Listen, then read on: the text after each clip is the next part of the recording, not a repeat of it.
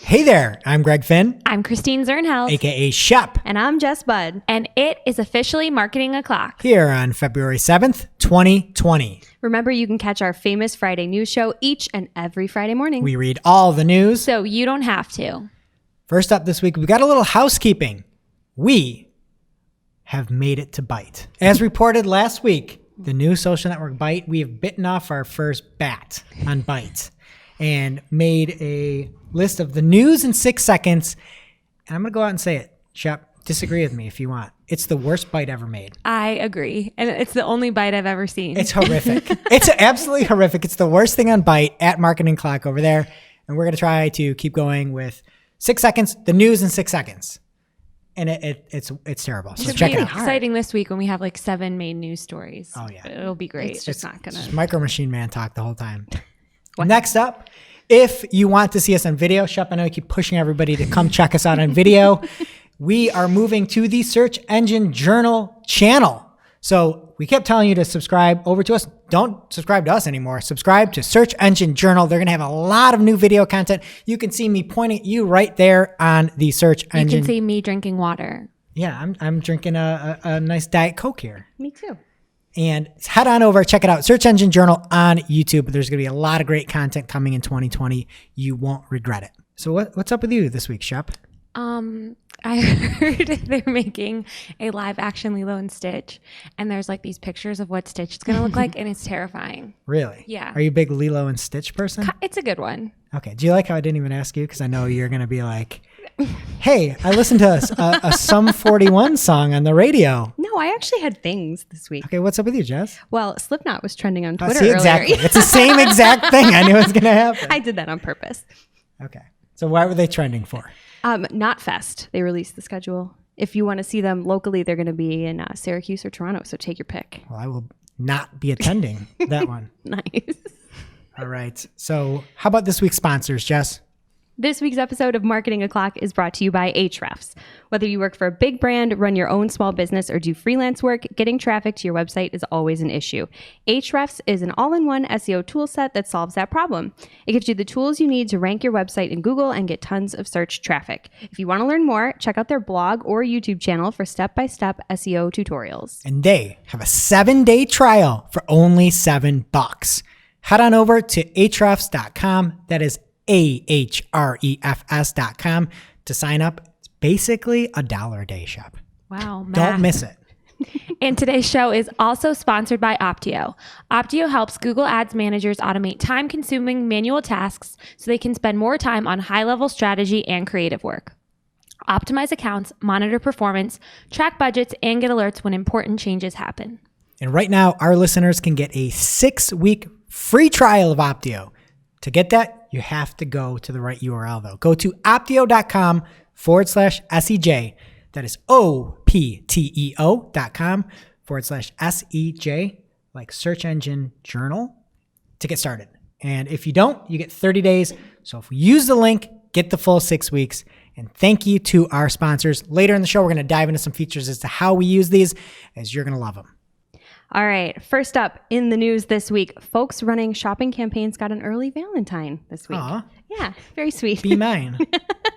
Microsoft Advertising The platform formerly known as Bing Ads. made a big announcement this week teasing several new features to come that will make advertisers' lives a little more easy. First off, gone are the days of only viewing product groups within a specific ad group. This is for shopping campaigns specifically. There is a new list view that allows you to view all product groups on the account and campaign levels as well as the ad group level. So that's really nice. And then once you're in there, you can filter the list by different attributes or metrics if you want to get down to specific products. And that's obviously very handy. So everyone is excited about that. The new list view also has functionality for bulk editing bids. And again, very handy. One question on this. Yes. Did you like Valentine's candy? Those little candy hearts? I was just thinking that candy rhymes with handy, and I knew you were going to ask that. You mean They're Tums? okay. Yeah. Tums. Wow. They're not that bad. Shots fired at the, They're not good. at the Valentine's Day industry. They're not good. I didn't like them. You didn't like them? I'm not a fan of just the pure cake of sugar. I like I need a chocolate in there. Chocolate's way better, but I don't think they're gross. If someone handed them to me, I would eat a few. You guys wouldn't even eat a few? It's not up my alley. No. They just get stuck in your teeth. Well, they have nice messages. You guys don't. No, I don't even like the message. I'm going all against. All right. Well, I guess Don't like the message. we'll bring you chocolate next week. I think then it's too instead. suggestive. The messages. Are they? We're 'Cause ruining they- the youth. But they hand them I'm out joking. in class. No. I'm just joking. Okay. So that's the first element. What else Yes. is included in this rollout? So also in this rollout, again, for shopping campaigns specifically, they've added performance metrics in product group subdivisions. We're not there before. So you can drill down even further when analyzing your products by category or subtype, which is great. And then finally, big news for folks that like to automate their accounts a little bit. They've added script support for shopping campaigns, which is huge. It'll allow you to make performance-based bid adjustments without having to manually review your data and manually update the bids. So that's very exciting stuff for #TeamPaid. And next up this week, Chrome and the Coalition for Better Ads announced new standards for ads that show before, during, or after video content that is less than 8 minutes long. I'm glad they have this less than limit because when you're watching these 90-minute workout videos in German, like you really need the breaks. You really need the ads. I was just wondering who watches videos more than 8 minutes? Like, what are you doing? Me, out there? the workout videos. Well, I know you. And like, there's some nice like Disney theme park videos, Yes. countdowns. No, I don't. Explain. What is this? Well, first of all, you can watch like a POV video. And like, if it's for Splash Mountain, that's a long ride. Second, you can watch like countdowns of like the best things about Disney World. And they're just really fun. Do you watch Adam the Woo, Shep? No, I don't know him. Oh, you look him up. He went on Thunder Mountain Railroad, and he sat in every single seat on the thing, just spent all day doing it. He did it in like 8 hours, made a more than 8 minute long YouTube video That's about amazing. it. It's good. I feel like you guys are speaking a different language sometimes with the things that you like and you watch, and then the things that I get. I get all these YouTube notifications, and never once has been Thunder Mountain seating. Ever. Okay. So these are the type of ads that they're considering disruptive and that will be banned. Non-skippable pre-roll ads that are longer than 31 seconds and appear before a video and cannot be skipped within the first 5 seconds. Mid-roll ads of any duration that appear in the middle of a video. Image or text ads that appear on top of a playing video and are in the middle third of the video player window or cover more than 20% of the video content. We will have this in the show notes. You don't have to memorize what I just said. And the coalition also announced that site owners, including YouTube, should stop showing ads like this within the next 4 months because beginning August 5th, 2020, Google Chrome's built-in ad blocking will prevent any ads on sites that do not comply with these guidelines. That's pretty heavy-handed to say that on my browser, you can't do something 31 seconds before the video. And if it's skippable, I get the thought, but at some point, you're just going to block this? That's It's disruptive, like me at the Celine Dion concert. But if the content is good enough, who are you to say that somebody can't wait 32 seconds to watch it? If the video content or the ad content? If the video content is good enough that you're going to sit through 32 seconds of ads, Yeah. good. Sit through the 32 On their own seconds. site, that should be up to you. Right. If then it should be, hey, the person leaves the site because it was too long of an ad. I understand the intent here, but it seems like they're forcing these parameters on people to not monetize their site correctly. People put a lot of work into video. Look at us now. I mean, it takes a lot to get here. Don't look at us. I don't know. I get a little taste that this is a little too much. Yeah, I think the guidelines, like if these were just for YouTube, it would make sense. Right. But for everyone to enforce them on other people, I don't know. What else is Agreed. happening this week? All right. So next up is something I spotted from the one and only Stephen Johns 21. At 21 got another one, as we like to call it.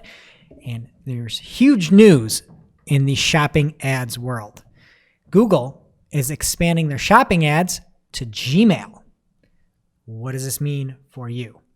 If you are running shopping campaigns and you want to reach users on Gmail, anything that is a shopping ad, which is qualified as a product shopping ads or a showcase shopping ads, will be eligible to appear on Gmail starting March 4th, 2020, according to this email that folks got. The shopping ads are served on Gmail will be reported under the Google Display Network, and your campaigns will be automatically enabled to run on Gmail if you're opted into the following: YouTube, Gmail, and Discover. So if you've opted into that, you will then start showing in Gmail. Additionally, there's a bunch more. So check out the full release, but I just want to talk about some of the things I like and dislike and just the general thoughts on this. But first off, yikes. If you were opted in and you don't know, this could be a huge performance hit. So you're going to have to test this and be really diligent in looking as to how this is impacting you. It could be really great, or it could lessen your effectiveness because many people in Gmail are kind of there to send mail, emails, yeah. Maybe not buy things. And I wish it was like more than one option. You could opt into Discover or Gmail. Separately. Yeah, that'd be nice. Yeah, and Discover is great. Discover, there's been a lot of articles out there on the effectiveness overall. I get far more ads in my Discover feed now. But the one really good angle on this is I love the fact that you now have some options from a feed standpoint in Gmail. And in case you didn't know, and we've got a few clients that can't run a feed in Gmail because it's so limited. Right now, you can only run a feed in Gmail if you are a hotel, a rental, or an HPA feed, essentially. And it's the only way you can do dynamic remarketing with a Gmail ad. This isn't a Gmail ad, don't get it twisted. It's a shopping ad that's going to go into Gmail. So do we know where they are in Gmail? I did not see that. I didn't see it either. So this is a way to better target towards this. But my biggest takeaway from this and why I love this announcement is because I hate Gmail ads. I know people like Gmail ads, and there's a time and a place. I don't like the fact that you can't pay for a click. That your pay for a click is opening that message. And I really, really dislike it from a shopping perspective.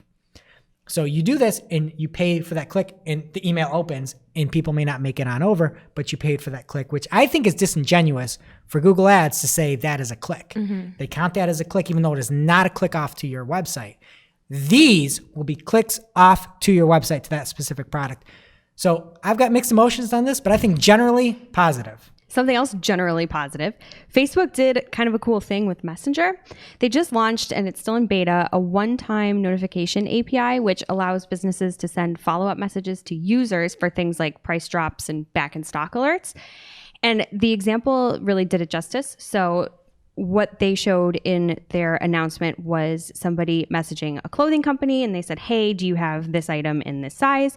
Said clothing company said, no, unfortunately we don't, but we can alert you when it's back in stock. And then with the API, they send a little message with a button that says notify me. So within Messenger, the user can opt in for that notification. And then when the shirt came back in stock, boom, a little message showed up and it said available, buy now. So this is pretty cool. And to keep it on the helpful side rather than being annoying, Facebook is limiting the follow-ups to just one message, hence the name one-time notification API. So personally, Facebook Messenger is probably the last place that I would go to connect with a business, but I know a lot of people actually do reach out to businesses this way, so I think it's a really great tool. And even though it's technically still in beta, it is available now for anyone that wants to try it. So I encourage brave folks to go out there and do it. Yeah, I would never opt in. Would you even message the business in the first place? I just hate how Facebook Messenger is a separate app on your phone. You have to, it ruins it. Yeah, it's a lot of work. But it's there if you want it, Shep. And our very own Mark Saltarelli here at Cypress North had a good tweet about this, and he said, I doubt it's ever going to happen, but it'd be really cool if you could use this to send an automated follow-up after somebody submits a Facebook business lead form as well. That's not there today. That's just a free idea for you folks. Free idea, Zuck. It's on us. Enjoy. You're welcome. And also this week, Tripadvisor launched their new review hub. Restaurant owners who subscribe to this new service will be able to view and respond to reviews on Tripadvisor, Google, Facebook, The Fork. What The Fork? What is that? Have you ever heard of that? Nope. It's apparently a review site. Yelp, and other review sites, all from the Tripadvisor platform.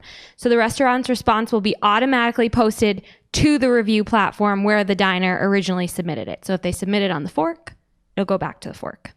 The review hub will be available to all restaurant owners, operators, and digital marketing teams on Tripadvisor, and you can choose from a monthly or annual subscription. Now it's time for this week's Take of the Week. This is a #fire digital marketing take with extra spice served up for you. We simply deliver the take for your consumption. We give no opinions. We do not influence. You make the call. And this week's take comes from Spicy Kirk. Kirk Williams, the Kirk Williams at PPC Kirk on Twitter. And he has an amazing tweet where he said, if you think Google is primarily interested in seeing your business be successful in your metrics, then why is their agency gamification system focused solely on the 3 metrics that Google wants to increase? Inquisitive face, inquisitive face, inquisitive face, hashtag PPC chat. I never know what that one's called, and I'm looking for it all the time. Thinking, I think? Thinking face. Thinking Okay. face. And then he has an image from Google Partners where it was 0 points earned this quarter. Don't pass go. Go directly to I did that in. Where they missed out on the client upsell of hitting a certain new target threshold, automated bidding targets, and smart creative targets. And the point that Kirk is making is phenomenal. The partners shouldn't be that worried about themselves selling more. The partners should be worried about client satisfaction and performance. Client performance. Yeah. The problem that these efforts will cause is many people put into campaigns and have work done that shouldn't be done. And then you're going to put these smart campaigns together. You're going to put all this nonsense, just spend more money to hit these numbers. And people are going to come back and say, Google ads didn't work. Mm-hmm. Because I tried this, I did this, somebody had recommended that we do these this smart creative, it didn't work. What they should do is say, how is performance? Hey, your CPA dropped. Great job. Yes. That'd be nice. That's what Optio does. Oh, well, yeah. I mean, that's a whole different topic. But partners needs to get their stuff together because they don't even hit the partners. You used to be able to actually search for partners. You can't do that now. Did you know that? They took that away like a year and a half ago or 2 years ago or something. No, I missed it. So You probably didn't announce it. Probably not. But you can't even look it up for a partner. There's not even a partner search. What kind of system is this? You're just saying your partner system is now a sales tool. It's a sales incentive tool is what they're turning Google partners to. At least that's what I'm saying that Kirk is saying. And I'm saying it too. It's a big sales tool. Great take, Kirk. Spicy Kirk. We love you. This is something you just might not have seen. Maybe something you overlooked. But you shouldn't have. This week's ICYMI comes from Frank Olivo at Franco Olivo on Twitter.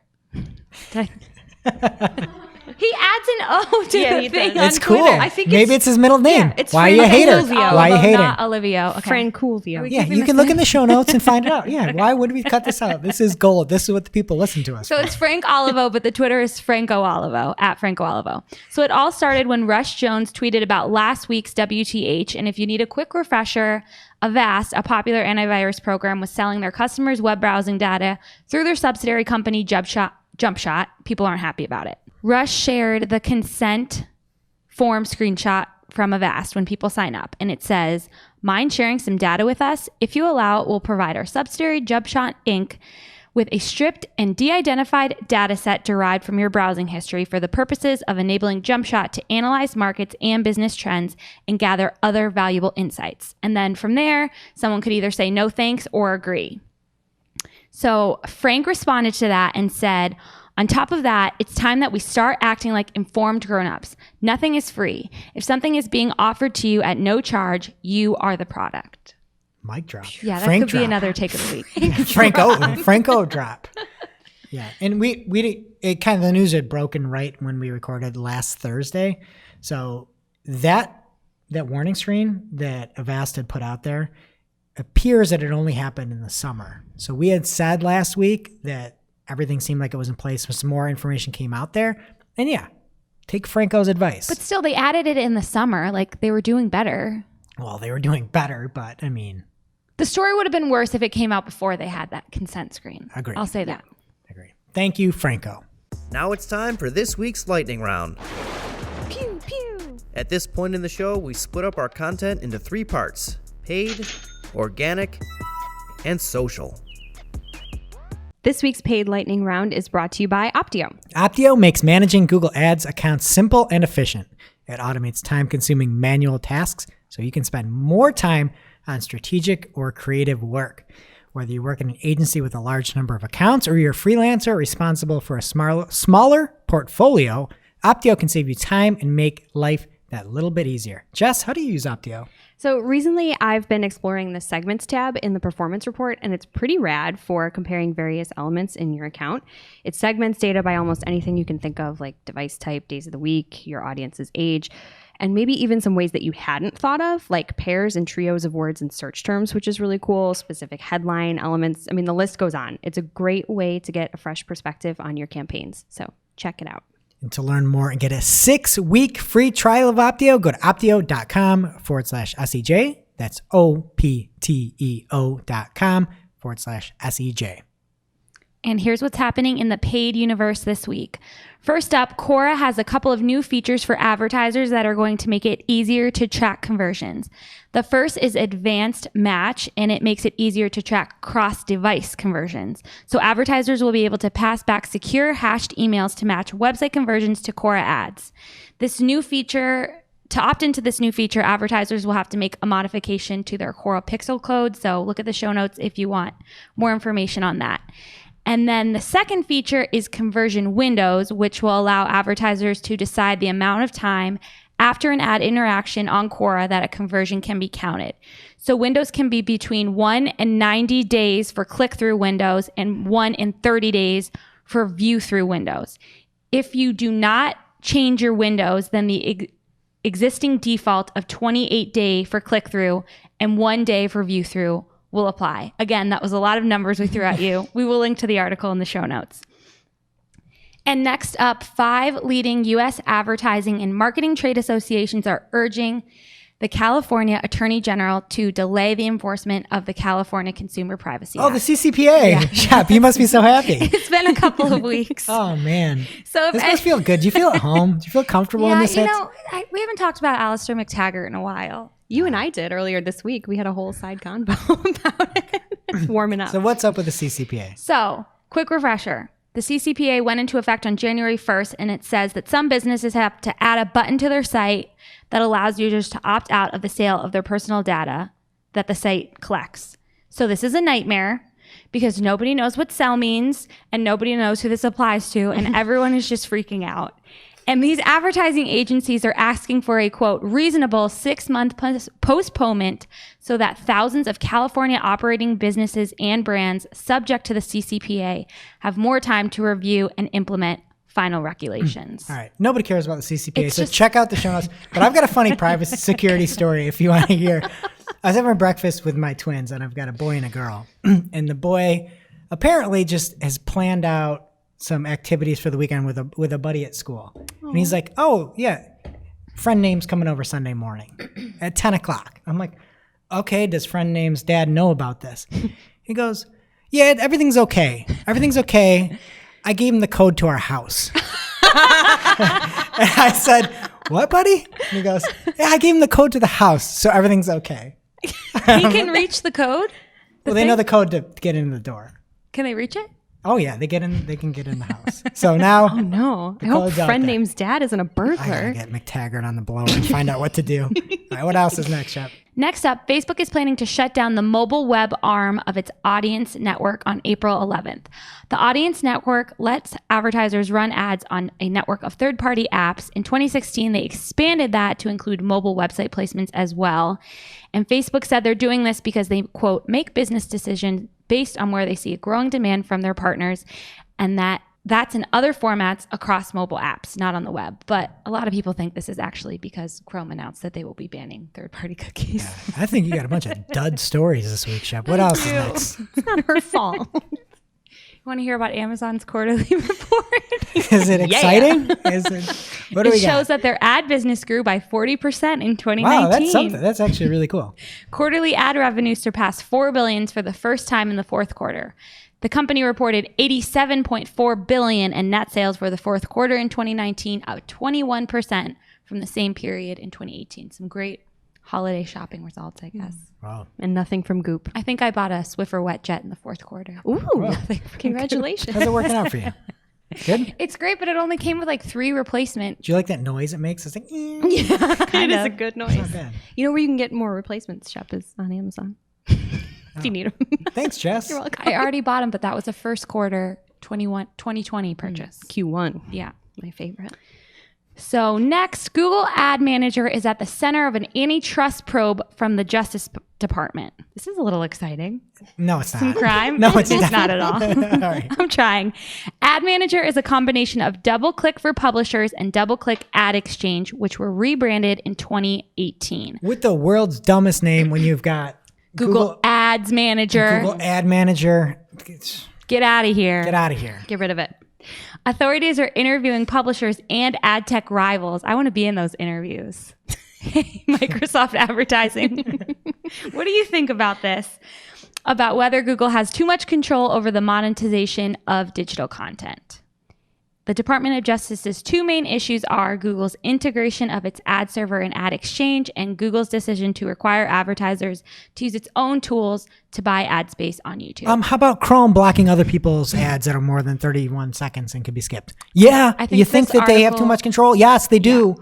Call me. Call us. We'll tell you. Call the Wall Street Journal. No, you call us. I'm not calling out. And that is it in paid. What's happening in organic? This week's Organic Lightning Round is brought to you by Ahrefs. Ahrefs makes competitive analysis easy. Their tools show you how your competitors are getting traffic from Google and why. You can see the pages and content that send them the most search traffic, find out the exact keywords that they're ranking for, and which backlinks are helping them rank. From there, you can replicate or improve on their strategies. If you're not getting significant search traffic, Ahrefs tools also help to find topics worth creating pages or content on. You can easily see estimated search volumes and gauge traffic potential with their Keywords Explorer tool. If you are getting search traffic, great. Use features like their top pages report to break down which of your pages are bringing in the most traffic, and figure out how you can replicate this success. Then boom, bang, retire early, island, done. Shep, how do you use Ahrefs? I'm a big fan of the top content report on Ahrefs, and to use it, all you have to do is put in a target website, subdomain, or subfolder, and Ahrefs ranks them based on total shares across Twitter, Facebook, and Pinterest. And this is an awesome tool for publishers. You can put in a competitor's URL or your own URL and see what stories people are sharing on social and use that information to guide future content decisions. So I don't know, that is an amazing tool. You can find out all the stuff people are doing. Mm-hmm. It's so worth it. Really? I would pay $7 million for that, but you don't have to. Right now, you can check it out for 7 days. See your competitors' best social performing posts.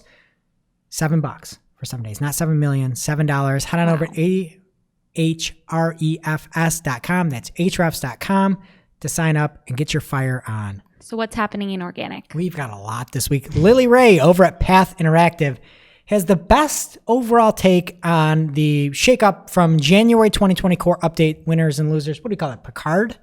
The Picard update from I don't like the Star Wars Star Trek theme. And over on Path Interactive, there's a breakdown by vertical and also the biggest winners and the biggest losers of the Picard update, which is AKA the January 2020 core algorithm update. But we're going to make that stick, Picard. It looks like to me, scanning through everything, there's a lot of your money, your life in there, where it's health sites, it's financial sites.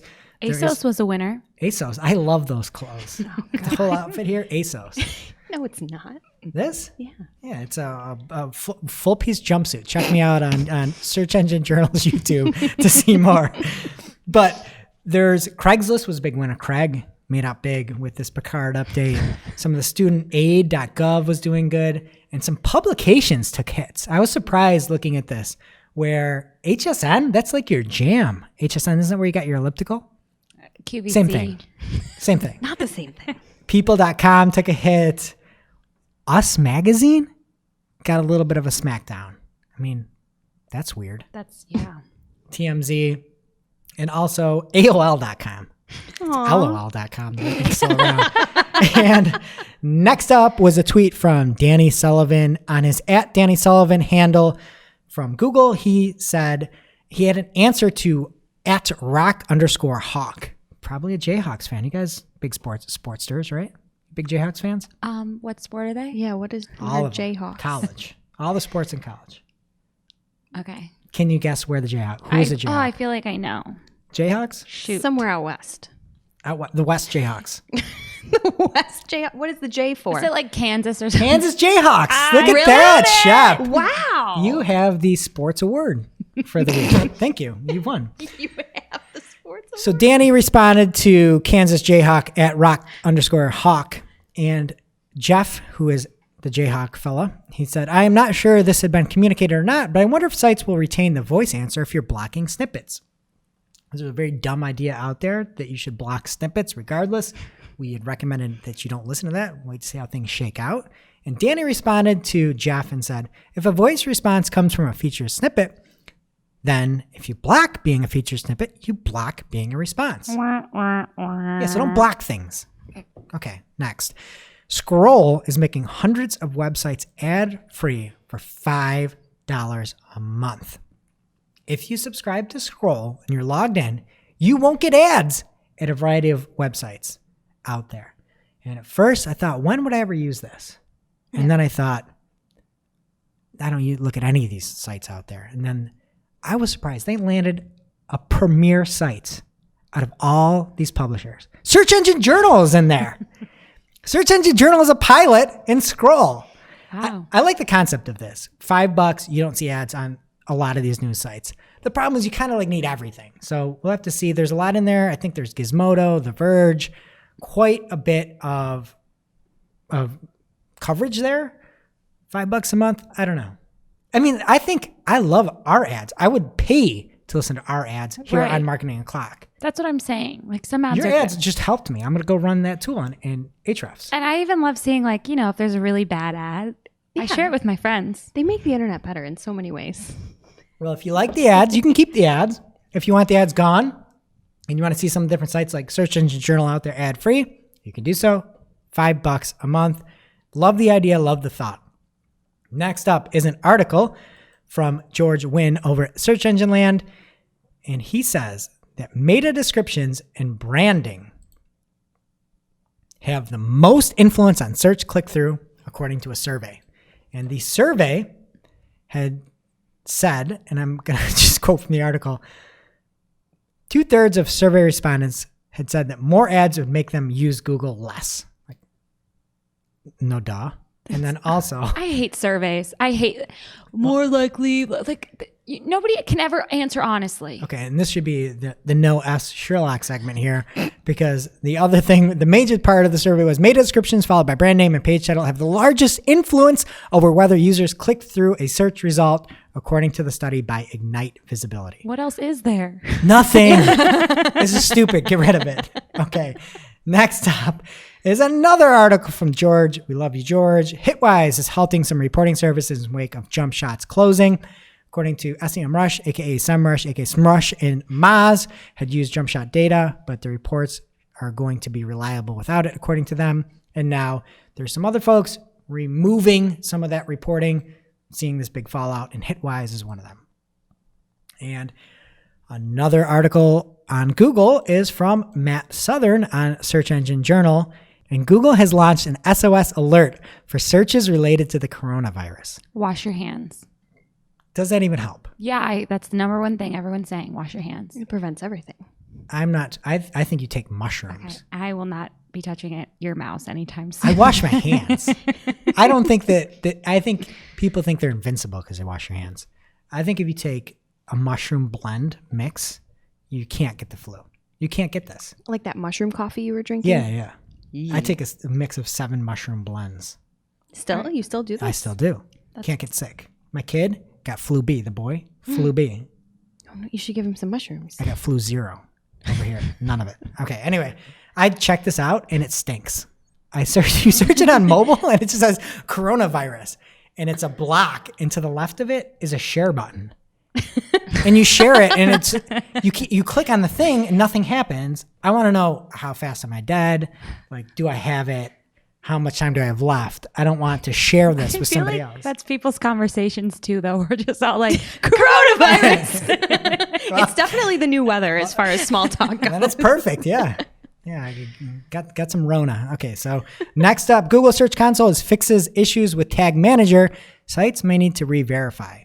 And there was an issue with the verification method in Search Console, but it is solved as of February 3rd. You may need to re-verify if you had any problems. Next up is a story from Search Engine Journal. Matt Southern killing it this week. And he has another article from a survey. Name of the story. Just 45% of SEO specialists feel their job is secure. That's not bad. That's high. Yeah.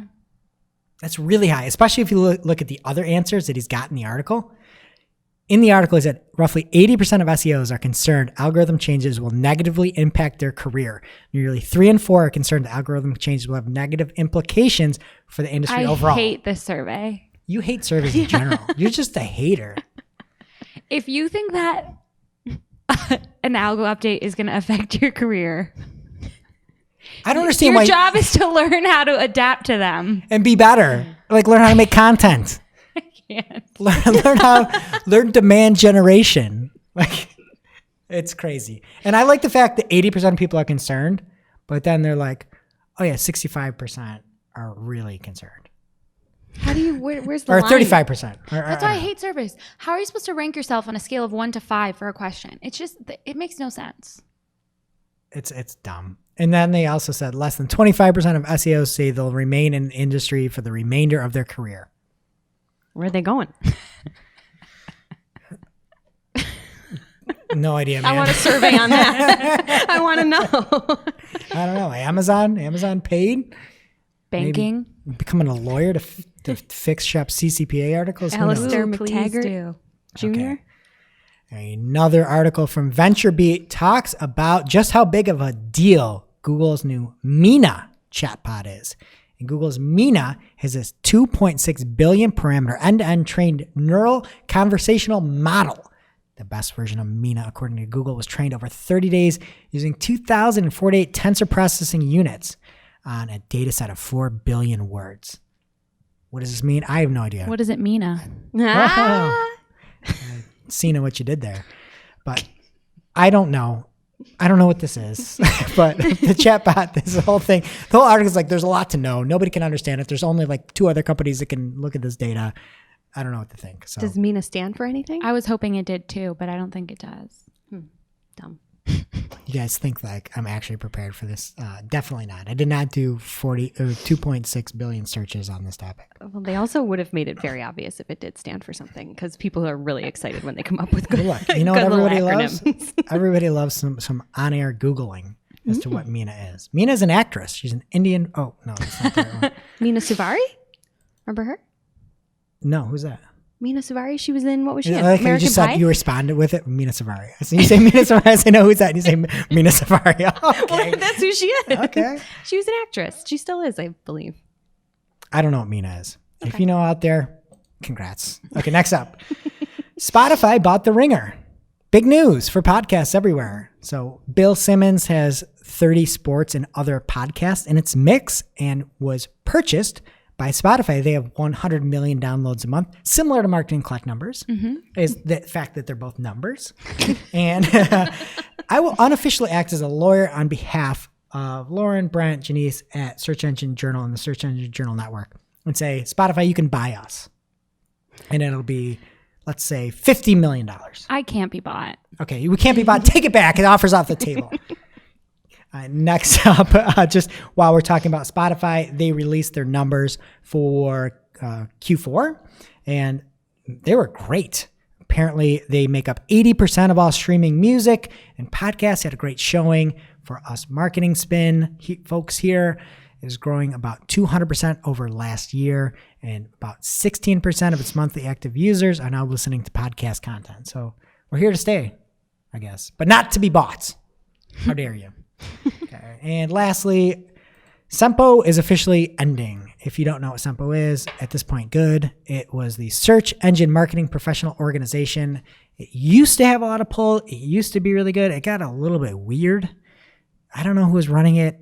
Got a little too much. I'm glad it's over. At one point, it had a good run, but good riddance. See you later. And this article comes from Search Engine Journal. Roger Martini Buster over on Search Engine Journal. And he had an image in the article. And it's just like what I felt. Hands on my side. Meh. See ya, Sempo. Bye. See you never.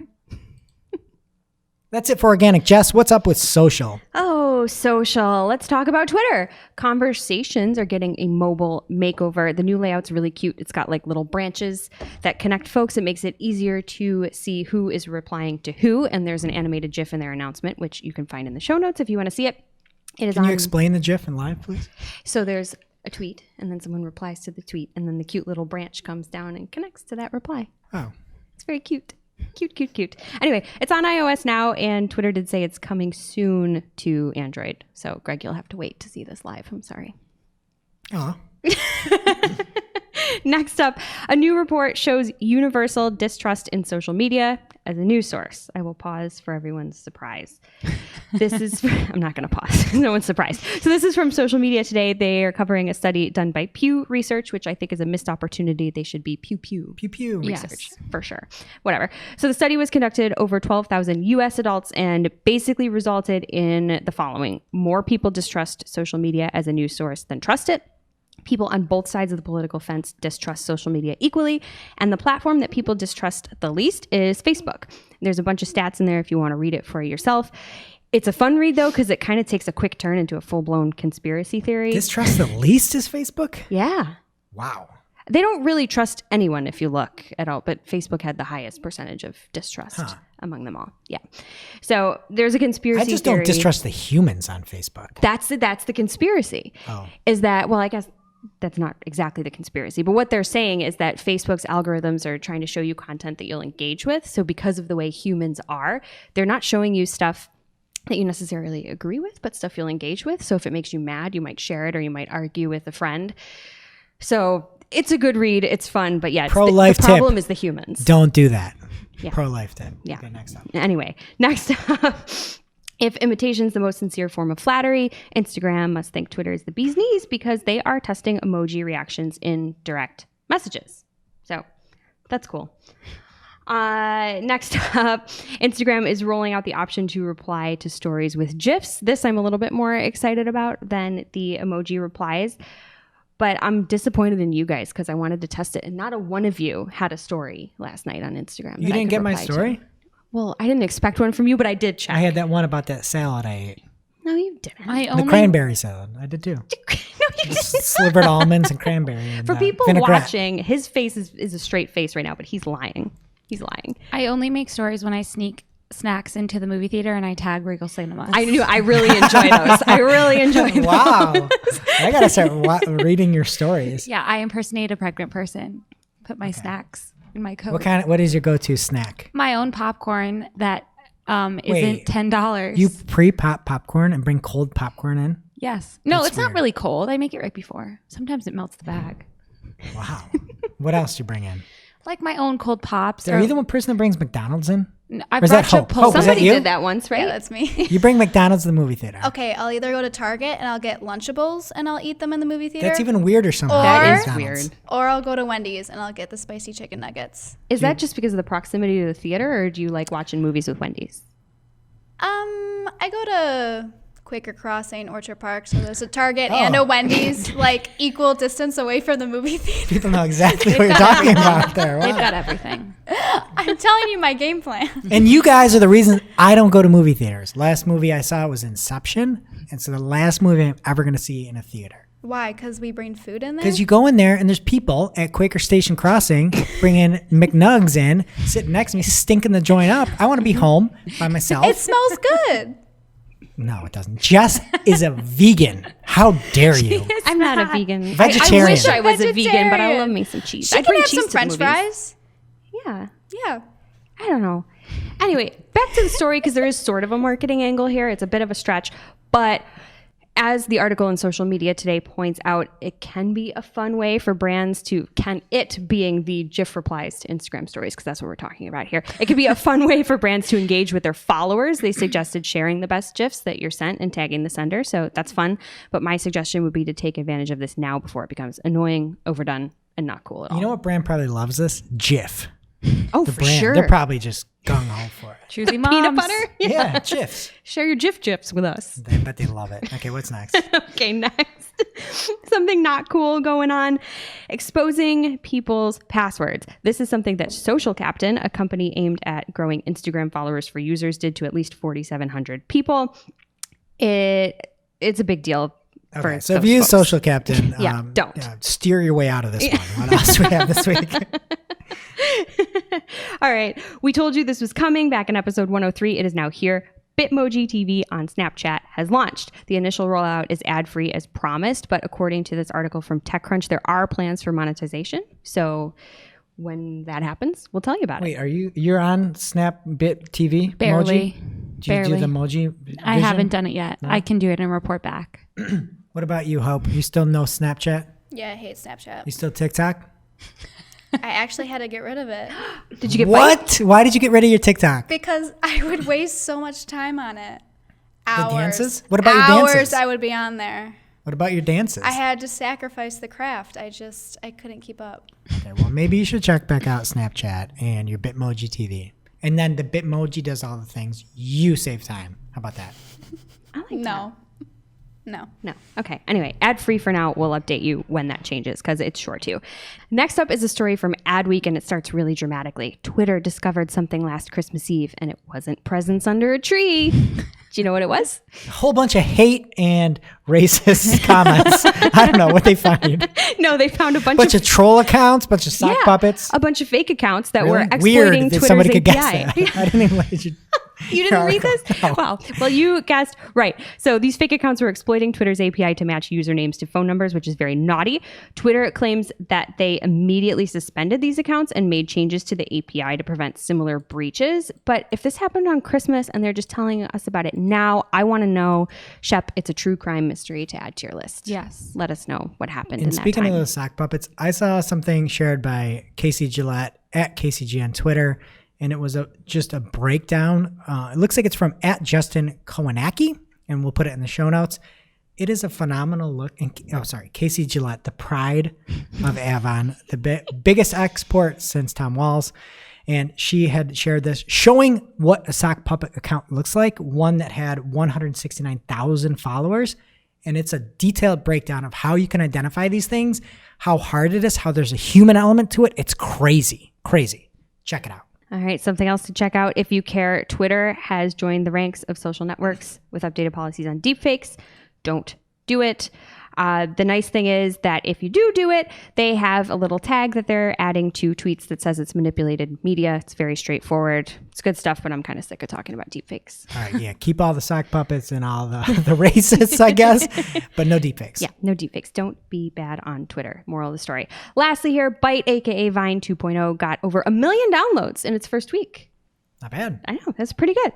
1.3 million to be exact. And if you're one of those fine people that is embracing the platform, you can check us out at Marketing O'Clock. We're on there. It's awesome. And that brings us to our real life segment, straight out of our accounts and into your ear holes. It's time for Working Hard or Hardly Working, where we talk about what's going on in our IRL work, good, bad, or otherwise. Shep, what's been happening with your accounts lately? I realized this week that Microsoft Advertising has in-market audiences that they do not have in Google Ads. I haven't been able to compile a whole list yet, but I have a couple here that I thought were interesting. Food service industry, agriculture, industrial goods and manufacturing, metals, industrial manufacturing, and retail trade. So some good B2B ones. Check it out. Love it. And I discovered something this week that's probably been there forever, but I sure didn't know. There's an Explore feature in Google Docs. If you right click on a word or a phrase, you can look it up on the web as well as image results and within your own Google Drive. So that's really cool. And then there's also a nice little define option underneath that, which opens up the dictionary and a thesaurus, which is super, super handy. So if you use Google Docs, no reason to have a thesaurus on your desk. It's all on your computer. Can throw mine away. Great. And what I want to talk about is something I was sharing at our internal marketing meeting with Keyword Planner from Google Ads. And you can actually break down the volume and numbers from either broad match, phrase match, or exact match using Keyword Planner. Maybe you can put a little graphic in the show notes so you can see that. But if you're trying to hone in and figure out exactly what people are looking for, you can find all that information by going one step down. I didn't know that people hadn't seen that. So it's something that's really easy to use. You just need a Google Ads account and you can see that granularity. Now it's time for this week's WTH. Misguided. Like, who does that? Just get rid of it. I'm over it. Where we rant, rave, and roll our eyes about a trending digital marketing topic. What are we coming to Honestly. See what had us asking WH. this week. This week's WTH comes from 10, and it talks about one of the biggest perks of working at Google, which is their free food program. And this story talks about how Google has been trying to encourage their employees to have healthier diets. So they're trying to, quote, create the largest and most ambitious real-world test of how to nudge people to make healthier choices at mealtime. So these are some of the changes that took place. Can I say something for you? In theory, good thought. Yeah. Okay. The plates on the buffet line are 8 to 10 inches wide. The standard is 12, which limits serving sizes. I'd like to see them talk to that one restaurant we go to where the salads are like pouring off the plate. Oh, yeah. The stone plates or whatever. Their plate size do not limit portions. It's 2 feet by 2 feet, these I plates. wish we had a picture. We should have done that. We'll have to go there Friday. Next, vegetables always come first on the line. So by the time you get to the meat or snickerdoodles and chocolate tarts, there's not much space on your plate. That's every buffet in existence. The salad is first. Yeah, I've never been to one where you're like, here's the ice cream.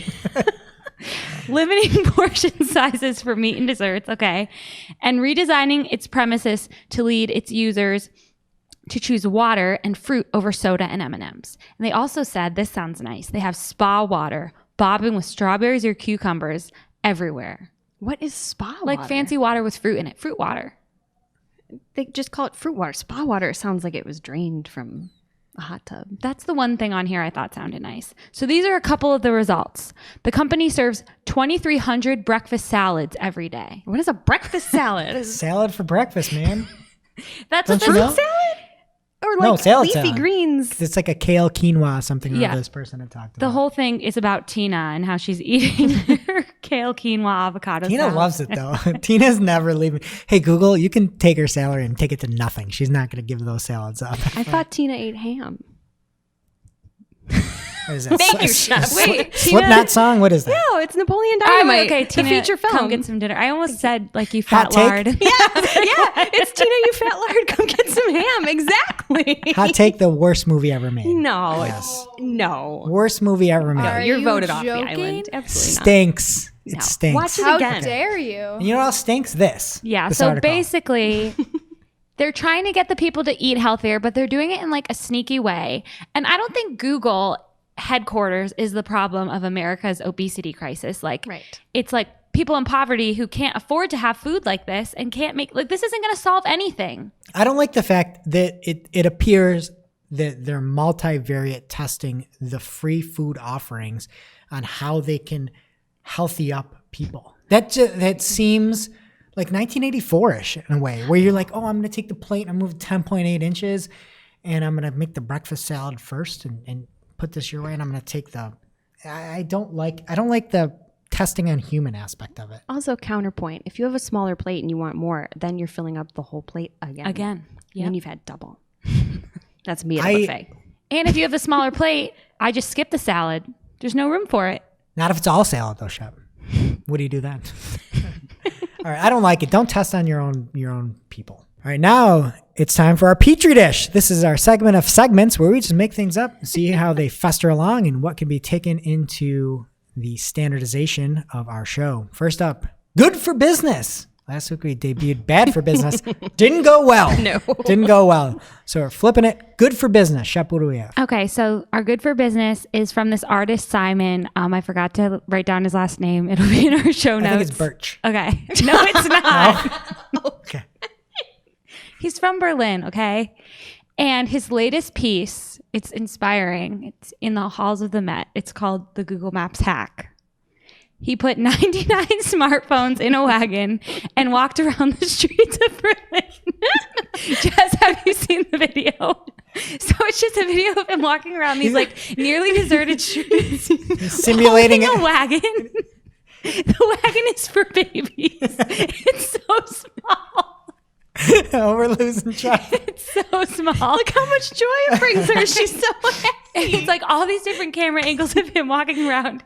And then it shows Google Maps, like the live view of the street he's on. And he's like turning it. And he's simulating a traffic jam. So it's showing that he's making a false traffic jam with his baby wagon and phones. Yeah. So Greg's idea is like, I'm going to compare it to cars, that Route 66 route. They couldn't get anyone to come because they built the major highway.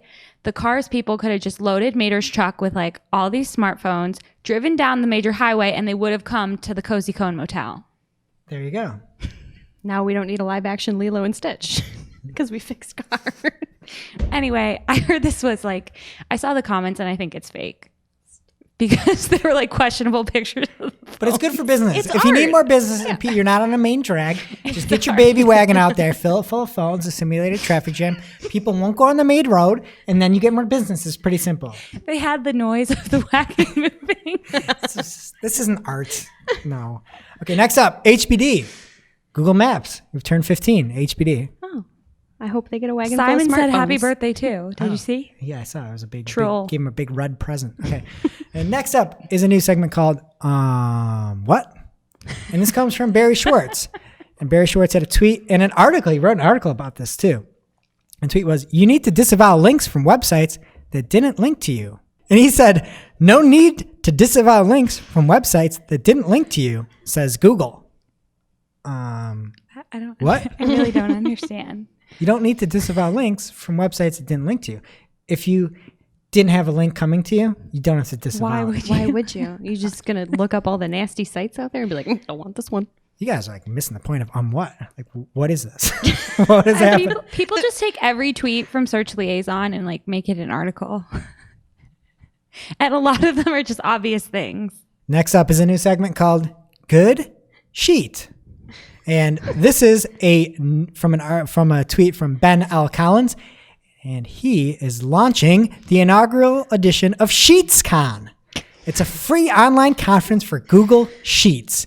2-day conference, 10 plus expert speakers. Not 9, not a 10 plus speakers over 2 days, all free, all online. You can register at sheetscon.com.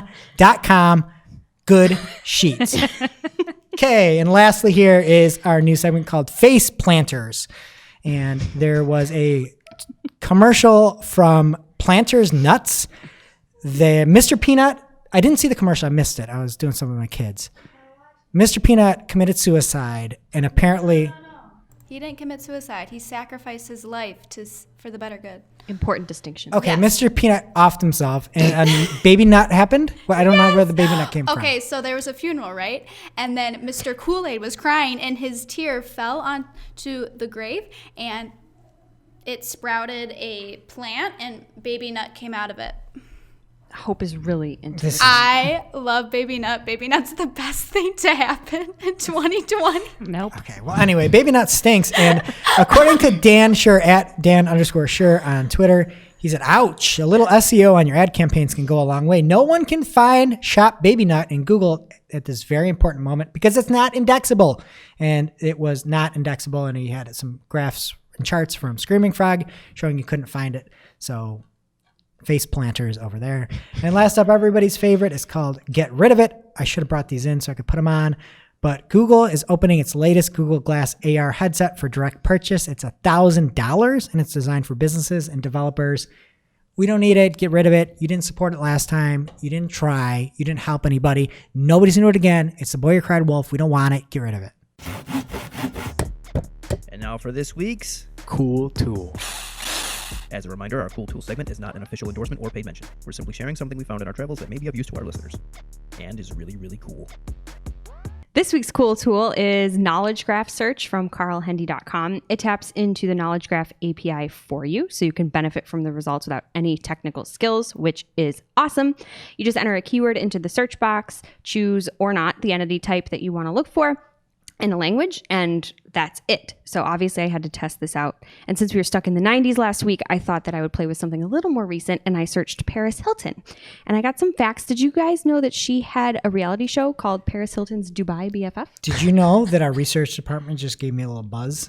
And that has never happened in podcast history where somebody talked about Slipknot and Paris Hilton. This is a first. We've won a potty for this right now. I just got the news. Excellent. Well, Shep got the sports potty? award, and we got a Potty. With a potty T? with a D. D. Potty. Okay, so what? Anyway, so if you want to play with it for real life research and you want to see what Google has in its database for any particular entity, head over to carlhendy.com/knowledge-graph-search. We'll have the link in the show notes as well. Check it out. Now it's time for our must-read marketing article of the week. An article so advanced, so in-depth, so detailed that we simply cannot cover it in its entirety on today's show. All right, in this week's must-read marketing article of the week, it's Spicy Kirk again. What is he doing? At Kirk Williams, it's at PPC Kirk. The Kirk Williams has an article on Search Engine Journal. And this one is again, you might want to hydrate yourself before you hit the scroll wheel. He really did a number on this article, and it is called Marketing, Automation, and Data. Two contradictory elements we need to discuss. And he discusses. He has a whole conversation with himself, good and bad, and he looks at all elements of this topic that he's covering. Starts with the wins and change of automation, why it's a crucial conversation to have right now, and then breaks down the two sets of the two elements of automation, basically, where option A is the data owned by the one paying for it, and then opinion B is the algorithm working best when it's given the proper guidelines. And now what? Like, what do we do now that we've got all this data? And he breaks down the pros and cons in a very, I think, idealistic way, where he's not trying to push his method on somebody. He's not trying to push an agenda. He's just breaking it down for us. So we appreciate it, Spicy Kirk. Spicy Kirk forever. Thank you, Kirk. All right, that does it for today's show. Thank you to Ahrefs and Optio, our fantastic sponsors this week. If you're looking for another great podcast, don't miss this week's episode of the Search Engine Journal Show. This week, it's Shelly Fagan, an Asking SEO pro, and it's all about her journey. And her journey is a long one. If you need something to do this week, 2 hours. It's a 2-hour pod about Shelly Fagan, how she's an ambassador of a tool, not one to be named on this pod. And there's a take that made me feel good about the industry that Shelly had on the show, where she talked about how being a woman in this industry that is so supportive actually might have helped her. She said, I don't care if I'm going to get any hate from it. I appreciate some of this. So it made me feel good about the industry we're in, that it's not just a group of non-supporting jerks, but people can really support anybody regardless of who they are. So it's a great podcast. Check it out at the Search Engine Journal Show. It is now officially not Marketing O'Clock. Remember, you can catch everything from this show on marketingoclock.com. And while you're there, please be sure to subscribe so you don't miss a single episode. And we will see you next week.